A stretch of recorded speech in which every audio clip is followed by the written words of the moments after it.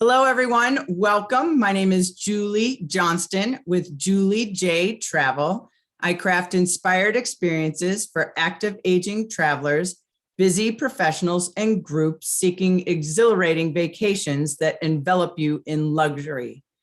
With my deep destination knowledge and access to top guides, I will ensure that you're fully immersed in the cultures and landscapes that you travel with a bit of relaxation mixed in.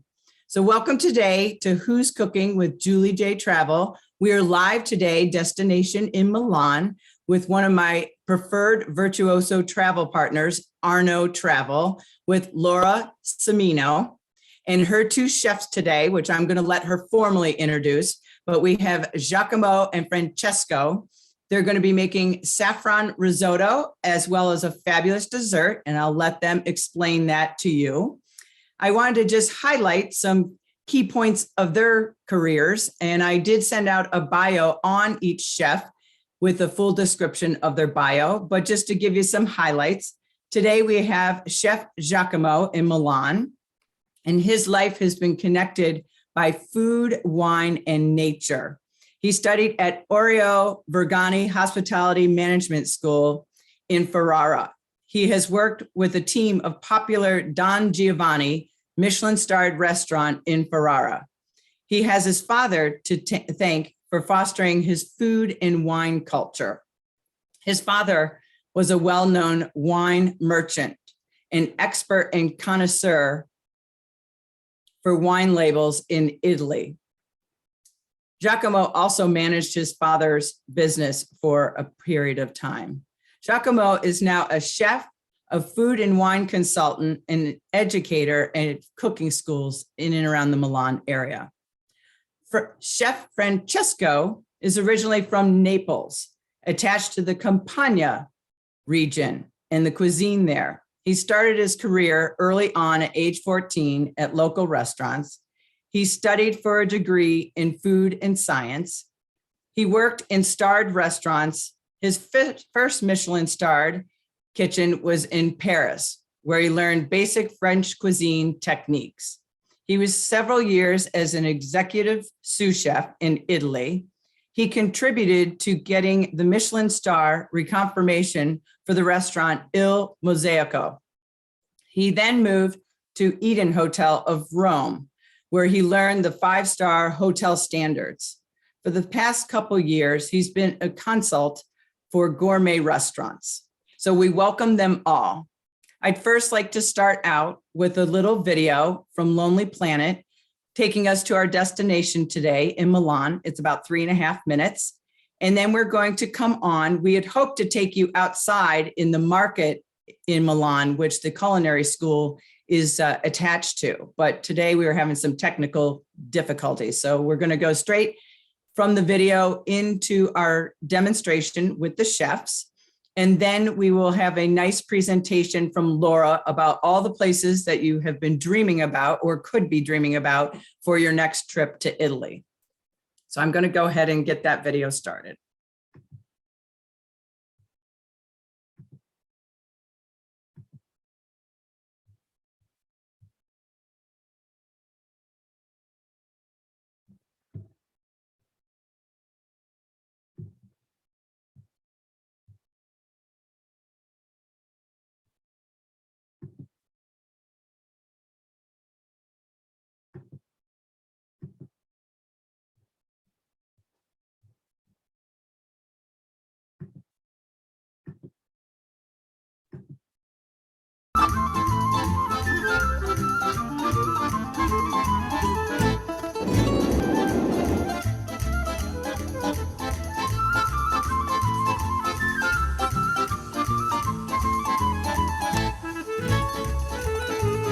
Milan is Italy's city of the future, a fast-paced metropolis where creativity is big business, looking good is compulsory, and after-work drinks are an art form. Located in the north of Italy, it's a city with ancient roots and extraordinary treasures. Milan may look like an introverted, moody town, but its 1.3 million inhabitants are undeniably optimistic, fabulously ambitious, alarmingly stylish, and often full of hot, if well articulated, air. Milan's magnificent cathedral, the Duomo, never fails to impress. With spires that reach to the sky and the largest stained glass window in Christendom, it's a must-see attraction. For a bird's eye view of the city, you can wander between the stonework on the roof.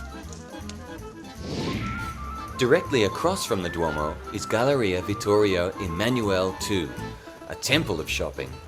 A soaring iron and glass neoclassical arcade, the Galleria connects the city's famous cathedral with the Opera House. Armani, Versace, Prada, Gucci and more all debuted on Milan's runways. Fashionistas make a pilgrimage to the designer's flagship stores in the Quadrilatero d'Oro. Chic concept shops and boutiques stocking emerging labels also line the city's streets. The Milanese have turned the after-work drink, or aperitivi, into an art form. The price of a drink also includes a tasty buffet of snacks and treats. Enjoy a cocktail while watching Milan's beautiful people relax, catch up, and of course, check each other out. At the Pinacoteca di Brera, you can get your fill of Rembrandts, Titians, Tintorettos, and Veroneses. The gallery was founded in the late 18th century, upstairs from the prestigious Brera Academy, one of Italy's oldest art schools. The Navili district used to be a working class area of ancient docks, canals and warehouses. It's now home to some of Milan's most scenic restaurants, liveliest bars and innovative shops. Make sure you book months in advance to view Leonardo's The Last Supper. You will only have 15 minutes to gaze upon Da Vinci's masterpiece, so make every second count before you're deposited back onto Corso Magenta. The Milanese don't have time to play nice for visitors, but they are happy to share their own intoxicating round of pursuits, be it precision shopping or downing an expertly mixed cocktail. Milan is sometimes called ugly, but if you're willing to dig below the surface, you'll find a vibrant city full of unique character.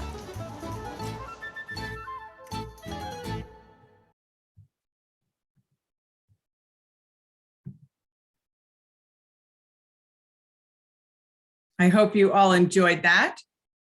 Just wanted to check, can people hear me okay? Yes, thumbs up, okay. There's a couple people in the chat saying they can't hear me. So just wanted to see if it was on my end or on their end. So now we're going to turn it over to Laura and the chefs for a fabulous show. And if you have any questions that come up, please put them in the chat and we will answer them as we go along. And or at the end. Yes, I can hear you, Laura. Great, thank you. Perfect. Just a second. The time Giacomo will come here beside me again. So okay. I will introduce them. So as promised, ciao. Giacomo Edoardo Salmoiraghi. The name is pretty difficult. Julie has done a perfect introduction already. And here beside we have Francesco Falanga, our chefs today. And we are inside this beautiful location inside Central Market in Milan, which has become in just few months of opening. It has opened in September. It has become already a hip location in Milan to explore local specialties and very, very good food. So a place for foodies, of course.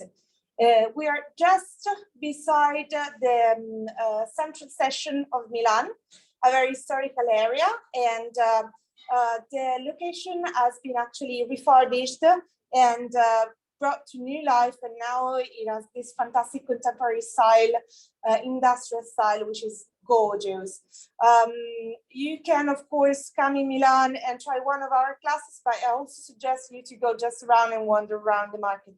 Sorry, I can show it to you right now. So our first recipe will be Giacomo's task. I will let you just enjoy the show.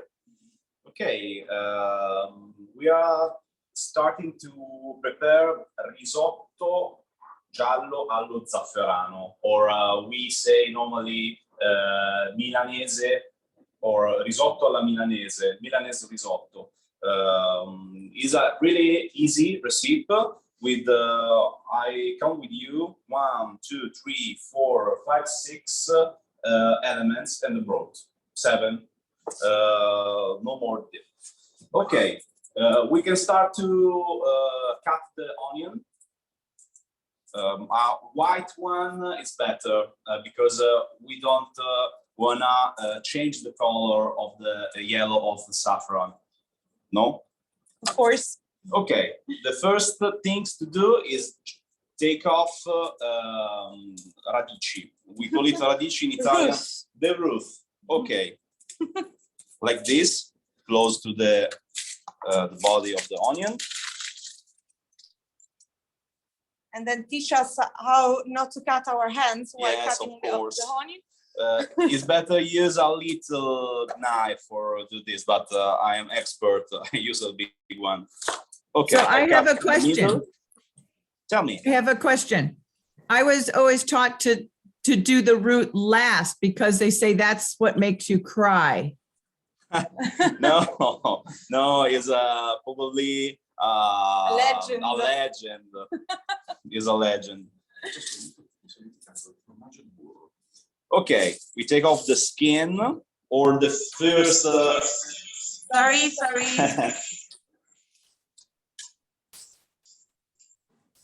Or the first layer.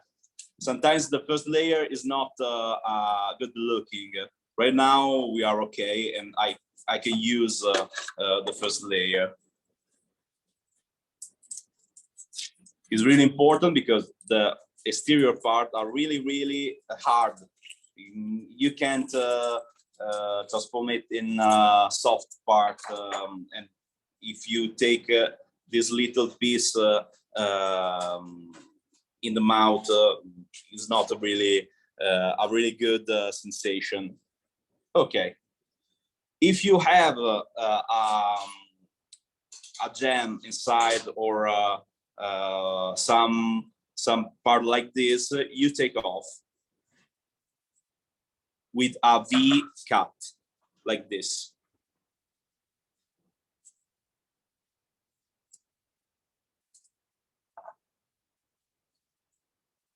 Okay, for cutting the onion, we cut in the center, but not over the roots. Okay, this is a part. 1, 2, 3, 4, 5, 6, 7, 8, 9 time. You have a onion like this. The second part, I go fast, of course. Mind your fingers. Yes, for security, use the finger like this. Yes. In this way, you can't cut your skin. And now I chop it. We have a question in the chat box. They're asking, is it best to use cannaroli rice? Carnaroli rice is the most easy to make al dente. Today we have arborio for making it. It is more creamy, but is a little bit hard to take it al dente. But if you want, you can use sushi rice. If you don't find carnaroli, sushi rice is a good choice because we use it in Italy, but we call it originario. It's another type of rice for us. Okay, I put the onion in a little pan. If you want, with a little bit of butter, but I use olive oil like this. And I cook for 1 minute.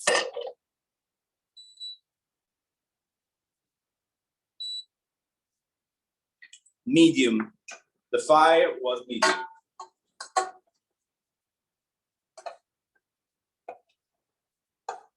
No salt is really important. No salt inside, because if you put the salt right now, you take off the water and the onion don't be cooked. So Giacomo, this is, I think, the most famous traditional recipe of Milan, correct? Yes, but we have another one, I think. Which one? Panettone, you know panettone? It's a kind of, I mean, it is a dessert, is it? Dessert of rich breakfast in the holidays, winter holidays normally. It's something sweet. It's like a bread, sweet bread with raisins, the candy part, the skin of lemon and orange, with a lot of butter and a lot of red of egg. It's really, really important for us in the Christmas time. And maybe we have a sort of meatballs called the mondeghili. And what else? Ossobuco? Ossobuco, yes. Normally we call this type of risotto alla milanese, but the original one is the yellow with ossobuco. Ossobuco is a typical stuffed meat with onion, carrots, long cooked for 2, 3, 4, 5 hours. Really heavy. It's not a dish for every day. Okay, I put the onions in the back. If you have a carnaroli, you can put everything, the onions and the rice, but I have the arborio one. I need more roasting for having a good consistency. If I roast along, it's possible burning the onion. Okay.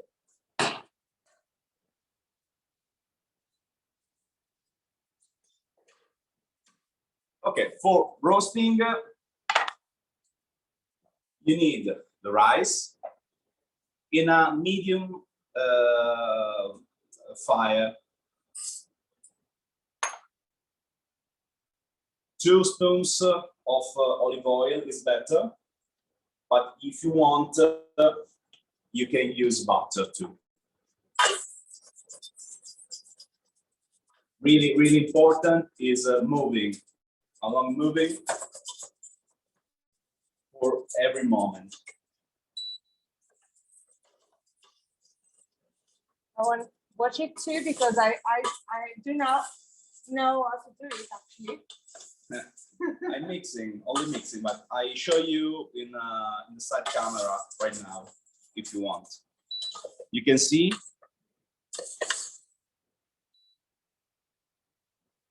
Okay, so and then you continue like this. Yes, you can see some pieces of rice are a little bit translucent, different than the beginning.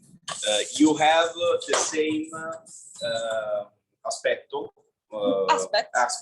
yes. Look. The same look, homogeneously.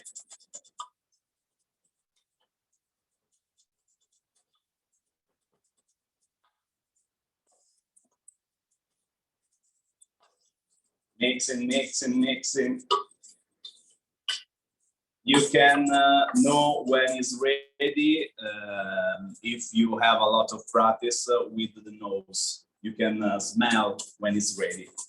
Question they have is, do you wash the rice first or not? No, never. For making a risotto, you never wash the rice. Washing rice is good for the aromatic long one for making a Thai cuisine, Oriental cuisine, or for making a good boiled rice, but Like not jasmine for making rice? risotto. Like Hmm? jasmine rice?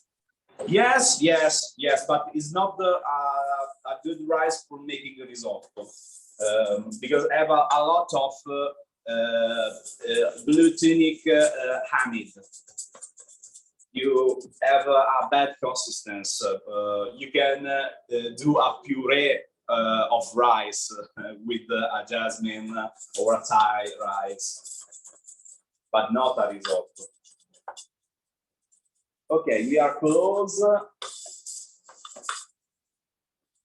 A second.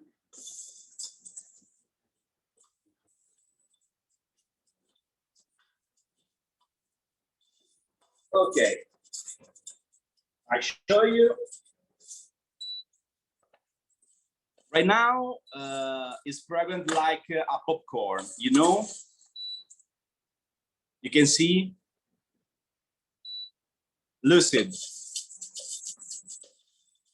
Okay, we go with a high fire, mixing 10 seconds, and we do brillatura. We say brillatura with the wine.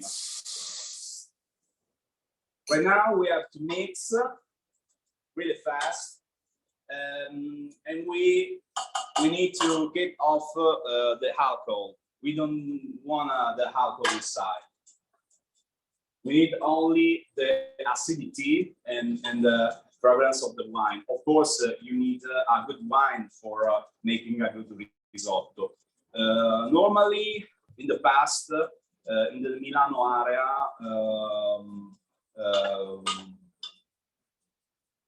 we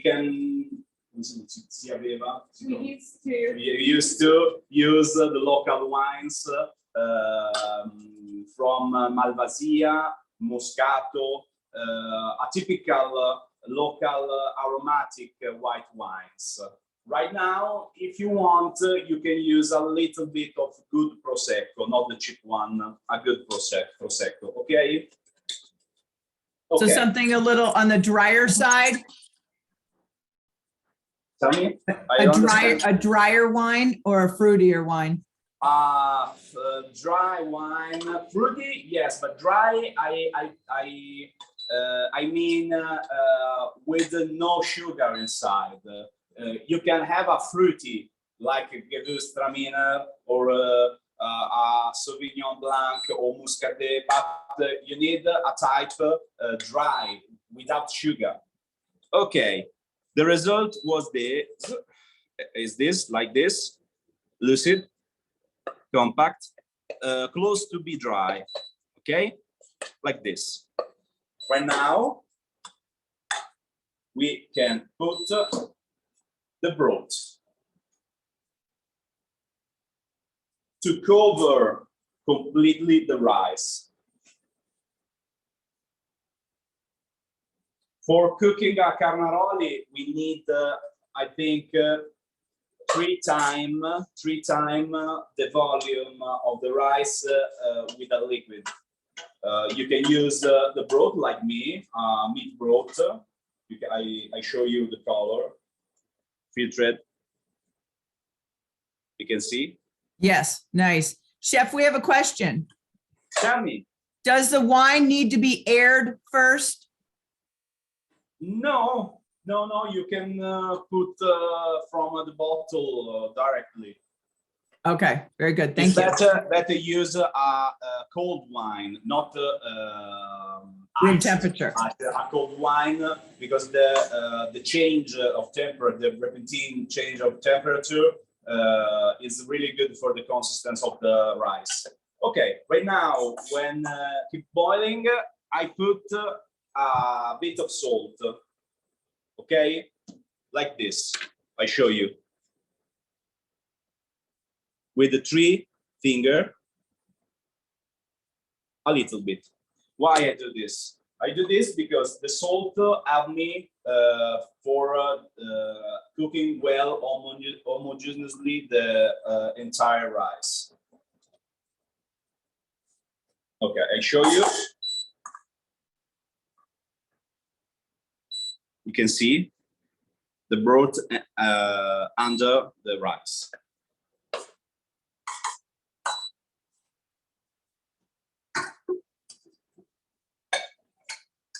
The onion is close to be ready, but I add with a little bit of broth for getting more creamy onion. So it has to become very soft until it is creamy. Yes, yes, it's better. Okay. It's better. It's good too. Using spring onion, of course, in spring and summer, and cooking a little bit less than a normal white onion for having, you know, the acidity and the bite under the teeth is a good thing, but of course only when is the time of the spring onion, and not for every type of recipe. For this type of risotto, I prefer use only white onion for the color. If you put something green in the yellow, Yeah. it's good, but He is very sensible about colors. yes, colors and aesthetic. Okay, Of course. now we have to speaking a little bit about something more expensive than gold. You know what I mean? This, I show you in the side camera. This is the saffron, one of the most expensive material in the world. This is Wow. entire. This is entire and is the pistil of the flower crocus. Is something special for us, and we need to use in the right way. 2 hours ago, I put in this glass a little bit of hot broth, not boiled, but not boiling broth, but warm, yes, with I think half gram of saffron. When you do a risotto, you need to season for 30 minutes, I think, almeno. You at least. At least, yes. He is the expert of cooking. I help with the language. Yes. So. Sorry, I'm dyslexic. Sometimes I've lost the word. The word.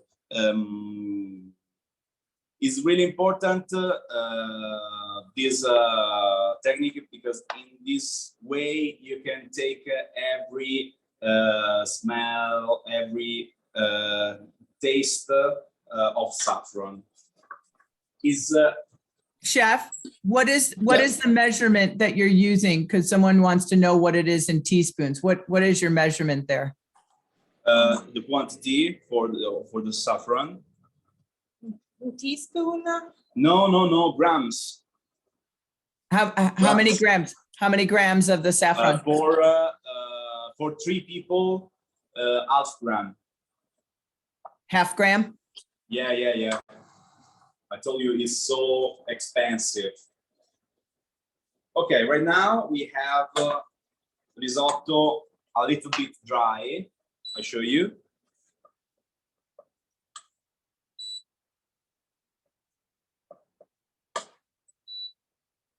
We need a little bit more of broth.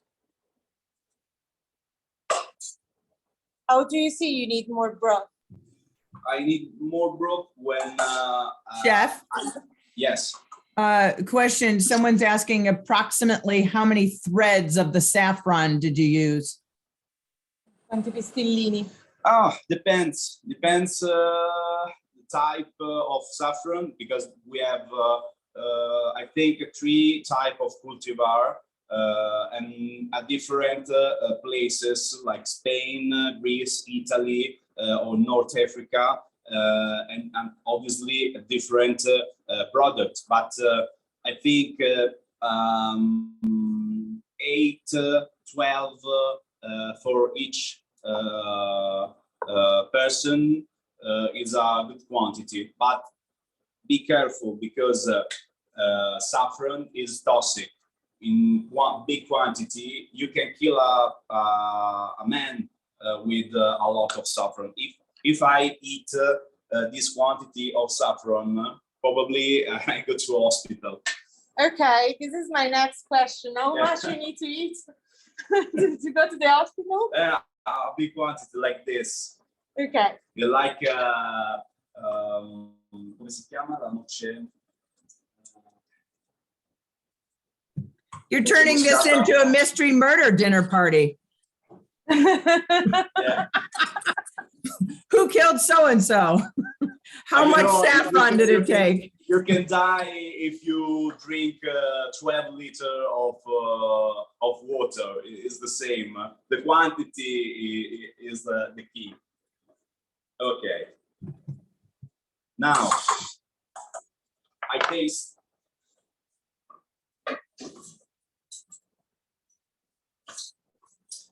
It's really important to taste the risotto, because sometimes the quality, the humidity change.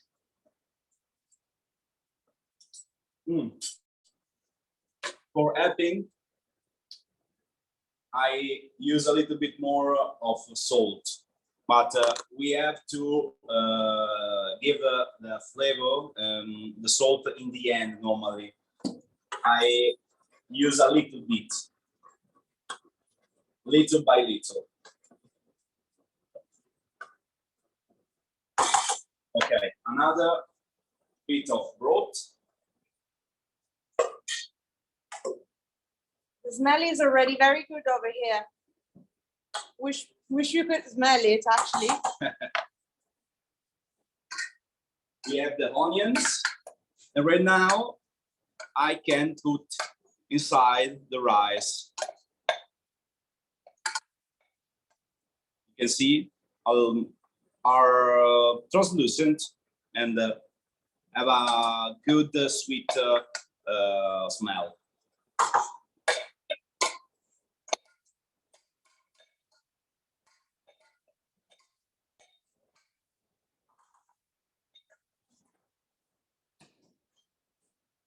Okay. Smells good. I confirm. Okay. We are, come si dice, nella seconda parte di 2/3. It's difficult to say, but if you divide in 3 times the cooked, we have spent the first 2. We have now the last part. In the last part, we can put inside the saffron all. Okay. It's expensive. I wash the glass, of course. Chef, we have another question. Tell me. Does saffron expire or not? And then, or how long can you keep saffron? Does it stay fresh, or is it something that? No, you can completely dry. You can store it for 10 years. You lost a little bit of the first smell and a little bit of the aroma. Become Exactly. more elegant. Some of friend of mine, chef, use a part of old saffron and a part of new one for having every part of the taste of saffron. You can see The longer it ages, the better. It's better for the elegance, but not for the presence, for The flavor. Aroma. yes. Yeah. Okay, you can see the color. It's like a tweety, you know, the bird. You don't have to do a yellow taxi risotto, okay? Okay. We are close to the end. I put a little bit more of the broth.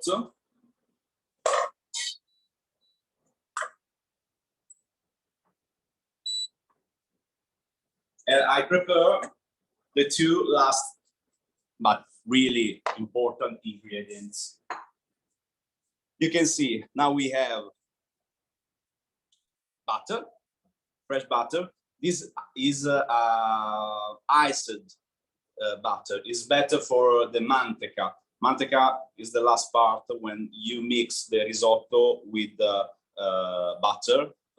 Of course, manteca means burro or butter in Spanish, because Milano was Spanish for a long 1 century. And we have a lot of words from the Spanish domination. Okay, now risotto is ready to manteca with the butter and the cheese parmesan. The consistency we need is this. I show you. You can see creamy, but a little bit of broth inside, not completely dry. Out of fire, I put the iced butter, a good quantity, you can see, and mix like this with this movement. So the Chef- rice, go ahead. We had 2 questions. They wanted to know the broth that you were using, was that lukewarm? Sorry, what, The broth? how to know the broth is hot for? Dice lo usi caldo. Yeah. Yes, but not boiled, but hot. Yes, of course. Okay. But you need a good fire under the pan. Okay, great. And then we had another question. What country of origin is the saffron from that you're using? These probably come from Spain. Probably it come from Spain. Probably right now the best saffron in the world comes from Spain, in a little part from Italy. But in Greece there are really good products too. Okay, the consistency of risotto with only the butter is like this. You can see it's like a soup, no? And I put parmesan and I mix it.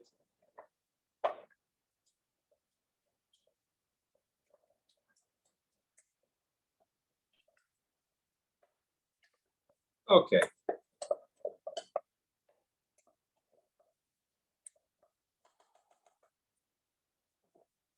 You can see the wave, we call it risotto all'onda. It's the only way to have a good risotto. If you can do this, the consistency is good. Okay.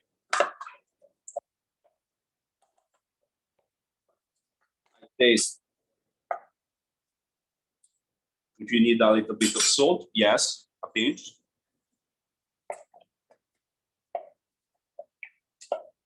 And what you usually drink together with this risotto in Milan? Normally, when is slowly without the meat, the ossobuco, the stuffed meat, we drink or a sparkling wine like a Franciacorta or better Oltre Popavese DOC, or a white wine like Traminer or Lugana from the Garda Lake, maybe a Verdicchio. A really good choice is a Verdicchio. From local, maybe a Pinot Nero frizzante, a sparkling Pinot Nero, and a Verdea from Milanese Hills. Okay, for position, we need this movement. You can see. Why do we do like that? I do this for having a perfect plane surface around this position. I put a little bit of Parmesan on top for garnish.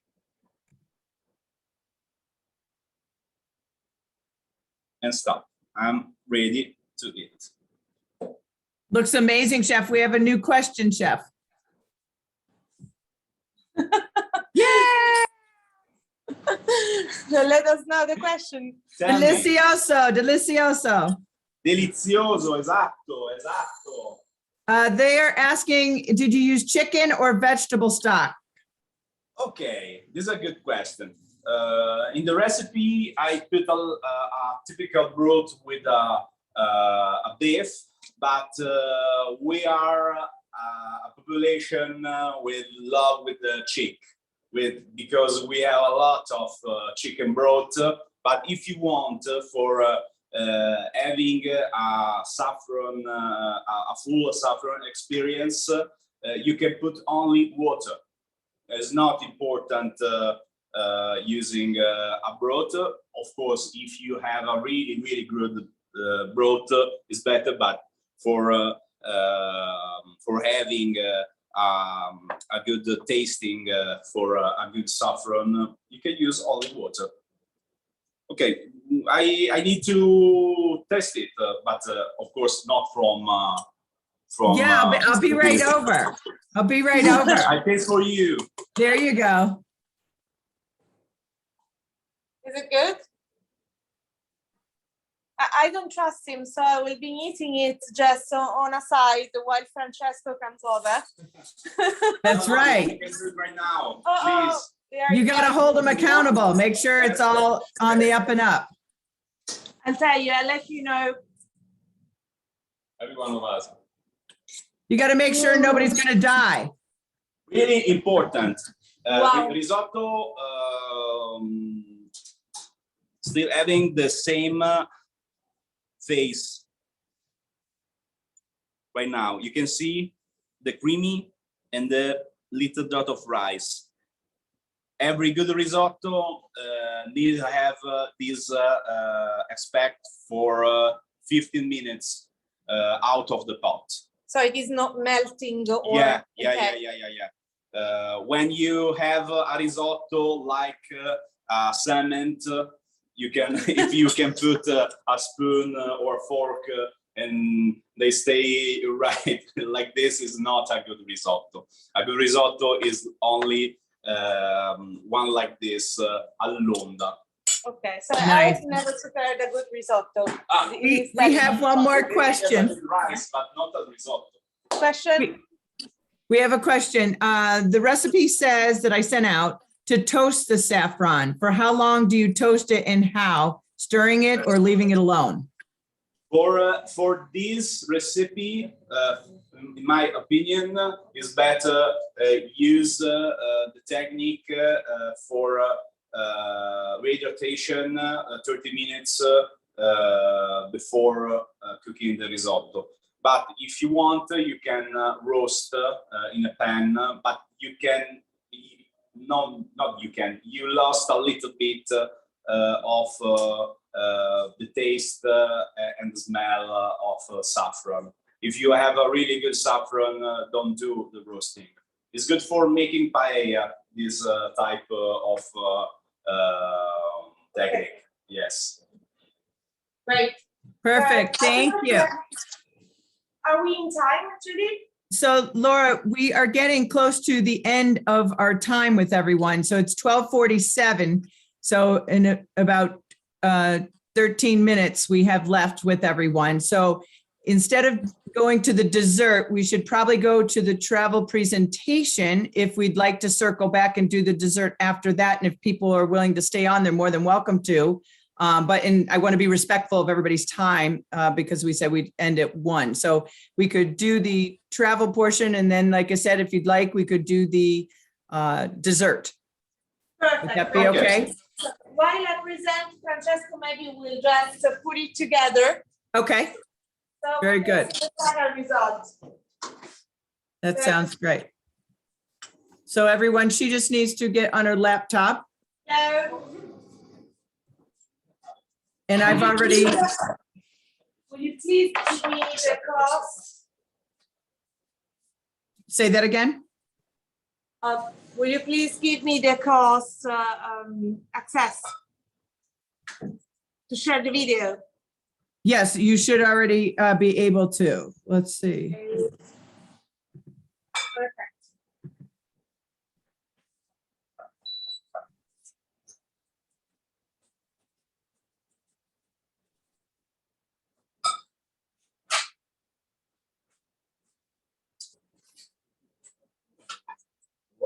Okay. It's very loud. Okay, we can see your screen. Can you hear me from here? I can hear you and I can see your screen. You just need to enlarge it because we're seeing everything. Yep.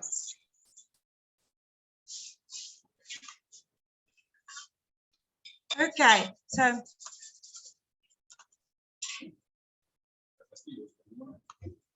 no, ho dei problemi con la cosa.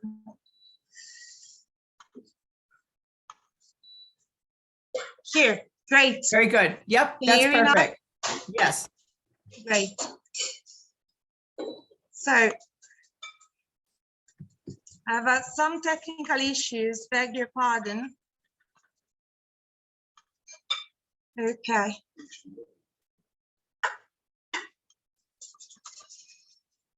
So here we are, Arno.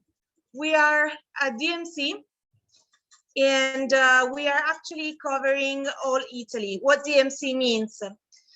We actually do luxury travel services all over Italy since 1969.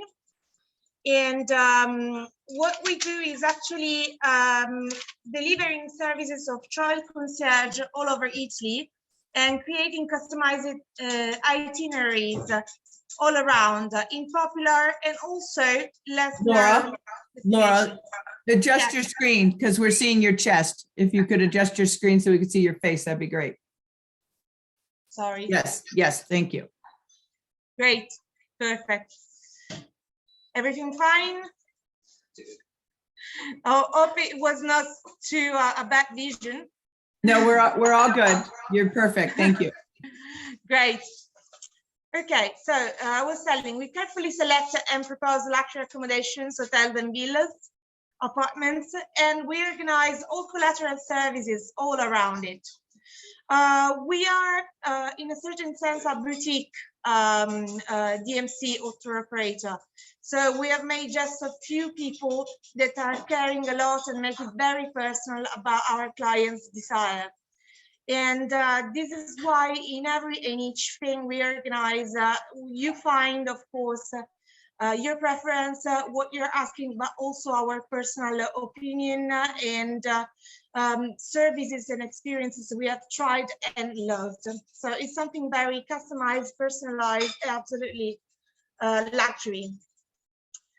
Today I have decided to talk about some destinations that are very easy reachable from Milan. If you want to do, let's say, a city break tour of Italy, so you can choose to visit all of them if you have time, or you can just go and return back in one day from each of these destinations. So Milan, Julie already had this fantastic video which showed actually very extensively what we can do in Milan. It is actually a fantastic destination for art and culture together, of course, I mean, the foodie part.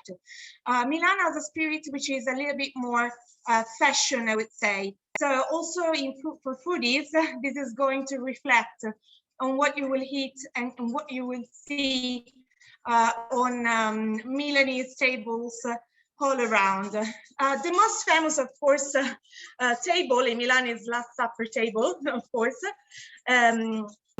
But also other beauties can be visited around. And of course, this is a place where you can come and shopping. So things that you can see in Milan, the Galleria Vittorio Emanuele was already in the video, and also the fashion square, the famous fashion square, which is the best place if you are also into shopping. One thing I always propose whenever I come in Milan, if I succeed with time, is going to have my walk at Navigli area. So Navigli, as said in the video, was a former commercial area with discounts that were used actually to for commerce for the boats, but actually now is a very fashion nice area full of fantastic aperitif places, and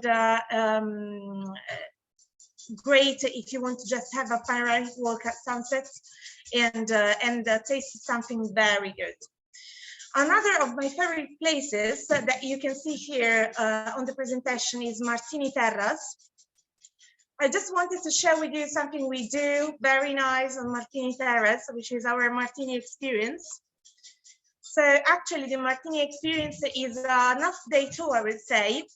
A professional English speaking or whatever language you prefer speaking guide will guide you around the city, talking about history, okay, but also about, you know, ancient and modern gossip, fashion, and whatever is very hip in Milan, and then lead you at Martini Terrace, where you can have a mixology class at Terrazza Martini, which is, in my opinion, one of the most nice experiences in Milan, and not only because of the view, which you can see from the terrace, but also because you learn something very, very different from the usual, aperitif you would just go and drink. So the main destination you can reach, it is very close from Milan, it is Venice.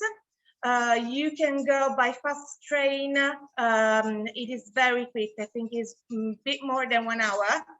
And it is one of the most famous destinations in the world. So what to do in Venice? In Venice, of course, very famous St. Mark's Basilica and Doge's Palace. If you are into art, you could go inside and visit, it will be spectacular.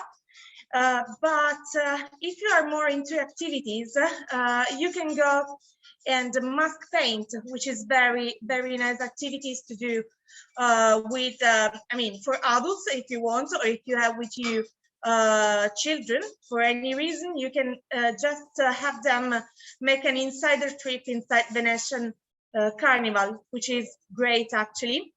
And they can also go around wearing the masks, which is great. But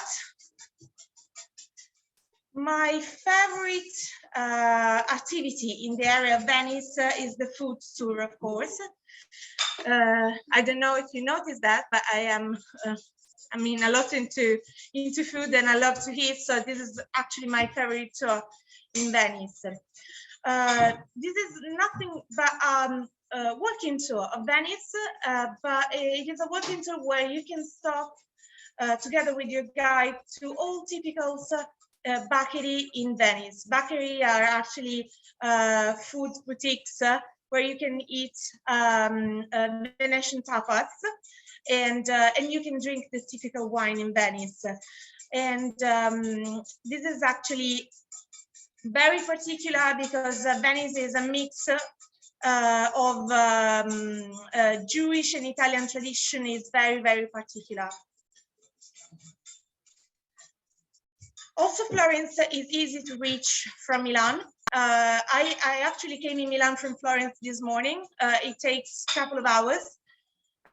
You can do a day trip or spend some days here in this wonderful destination. Of course, among the most famous must-do, must-see, you have the Uffizi Gallery and the Accademia Gallery, where you can find the David. The famous David is everywhere. But you can also take it very, very relaxed and go with a boat trip on Arno River. And you can do it also at the sunset, which is very romantic. And you can do also a walk on Ponte Vecchio, which is one of the most famous places in the world, above all because of all the jewelries on the bridge. So the Duomo complex is another must-see, of course, in Florence, one of the biggest churches in all Europe and all the world. Or you can go cooking and biking all over the city or discovering the artisans. Another proposal very similar to the one you have seen today, we have it actually in Florence too. The difference is that, of course, we have different kind of typical food, and it includes an extensive visit of Central Market of Florence, which is actually the first central market opened in Italy several years ago now. So it is very characteristic and the place is beautiful. And then you will come to our cooking school in Florence and try one of our cooking classes. So Rome. Rome, I think, is one of the most famous places in the universe. Everybody knows Rome. It is a little bit far from Milan, still easy to reach thanks to fast trains. What you can do, what you have to see in Rome, of course, Colosseum, St. Peter's Basilica, and Vatican museums. And you can do a fantastic city tour, visit fountains of Rome, which are actually one of the less known attractions, still rich in secrets and particular legends about fountains in Rome. You should really have a tour of that and enjoy the beautiful views of Rome, the Jewish ghetto. And here you go. Our food tour in Rome can be actually associated to the one in Venice, since also Roman tradition is a mixing between Jewish tradition and Italian tradition. You will taste several typical specialties. You will see also the food is completely different in all these destinations. So actually, you should try it all. There is no escape. And there you go. I was quicker than I wanted to. But I didn't want to waste anybody's time. Thank you so much. That was perfect. It's 1 o'clock, right on the button. You did excellent. Thank you. So I'm going to. So we can do the dessert. I was with the clock just in front. Is it ready? We can go over the dessert, and who would like to stay on can stay on for the dessert portion of it. And then if anybody does have to go, I will be sending out a recording so that you can see it if you're not able to stay on live. But I'd love to go ahead with the dessert if your guys are ready.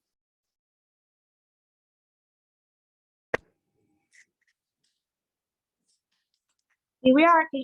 Perché si è spento, Giacomo?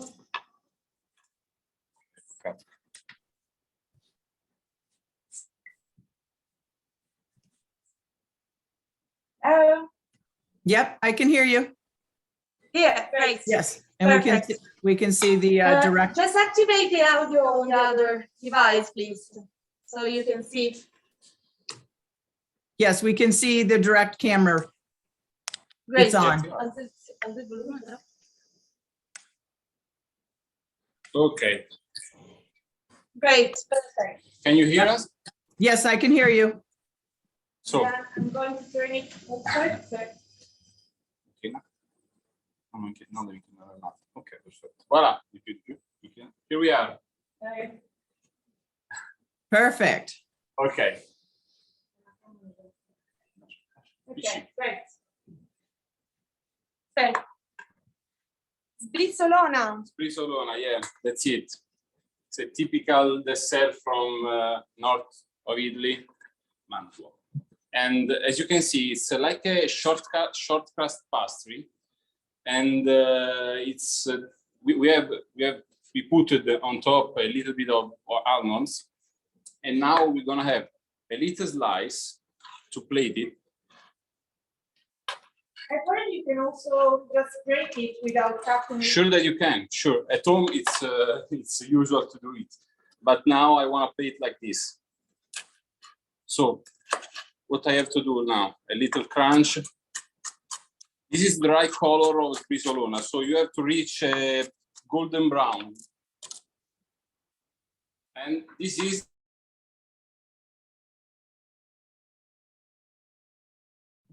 You're muted. It muted itself. We're not hearing you. the second set. But you can see it's ready when you can write on top of the other one like this. Chef, And now we're gonna plate it. You choose a glass to plate it. chef, Yes. we were not able to hear you with regard to the sauce. Could you repeat? Sure. Thank you. So I show you the zabaione. It's a cream made by only 3 ingredients, like eggs, exactly egg yolks and 1 whole egg, and sugar and fortified wine, like for example, in this case, Marsala, but also you can use, for example, Porto and so on. Even if you wanna add something else that is not alcohol, like coffee, for example. And it is ready when it reaches 84 degrees Celsius. But also you can see when it's ready, when you can write on top of the other zabaione like this. You see? Yes, we can see. Thank you. Okay. Yes. Okay. So we're gonna plate it together. To plate it, I choose a glass, a simple glass.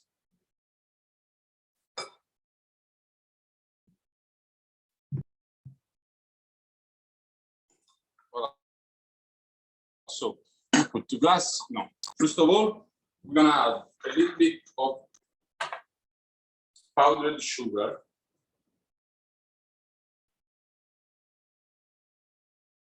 And then cocoa powder.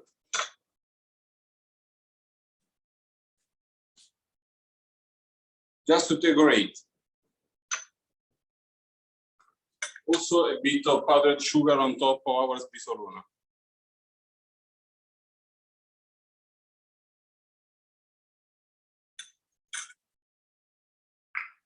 We finish it with the leaves of basil.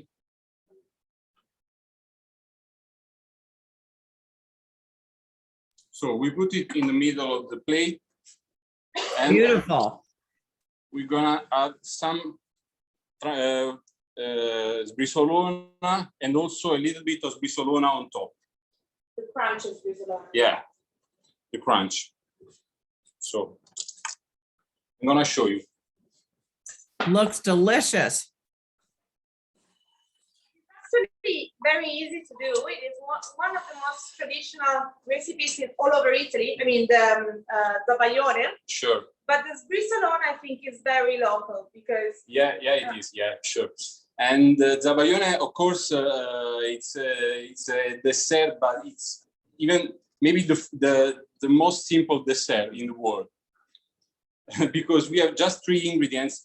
We don't have to do anything. We have just whisk for like 10 minutes on top of water bath, and that's it. great. It looks So we have- excellent. Does anybody have any questions?